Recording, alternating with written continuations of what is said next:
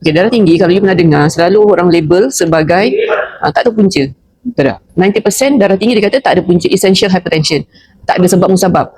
Adalah dia punya macam ala-ala perdebatan dekat situ. Sebenarnya kalau you tidak diberitahu punca, dan you tak akan diberitahu apa yang boleh merawat. Jadi ada banyak orang boleh mengambil kesempatan kat sana untuk memberi macam-macam rawatan darah tinggi. So sebenarnya darah tinggi panjang cerita, tapi dipendekkannya punca dia adalah insulin resistant juga. So kalau biasa dengar tentang insulin resistant, insulin tu dia akan spike bila glukos spike. So kita nak elakkan insulin daripada spike dan terus spike sampai dia malas. So jagalah glukos jangan ada spike. So dalam 24 jam ada masa untuk you ada menerima glukos. The rest of the masa janganlah ada glukos. Sebab tu kan kita digalakkan untuk fasting. Fasting equal to healing, berpuasa. So kalau kita tak puasa kan memang dah disuruh puasa pun, Isnin Khamis, hari putih, hari apa segala tu kan.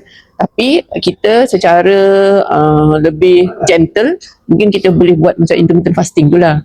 Maknanya it's not rigid, tapi you ada masa yang badan kita berehat.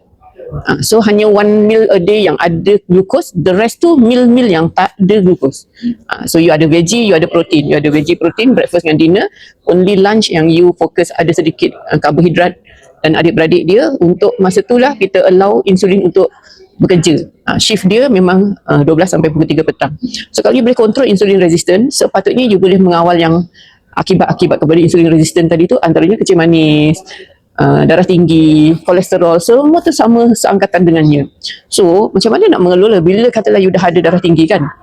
Darah tinggi ni taklah mudah sangat sebab selalunya orang yang dah above 40 baru ada darah tinggi. Tapi ada juga yang kalau umur 20-an tu dah mula ada, maknanya kita panggil young hypertension kan. Young hypertension lebih lagi you nak kena tengok ada tak benda-benda, perkara-perkara yang boleh menyebabkan tekanan darah dia naik. Sama ada buah pinggang dia elok ke tak, liver dia okey ke tak, itu semua tu dia kena diinvestigate lah.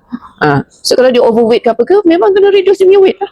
So berbalik kepada macam mana nak manage, still balik kepada segitiga kesihatan tadi tu, you betulkan you punya tidur, nutrition dan aliran darah, movement, exercise. So aliran darah kita ada far infrared, Alora, Raman. So itu memang sangat penting sebab I think 70% of our body, our system memang memerlukan aliran darah yang sangat cantik lah.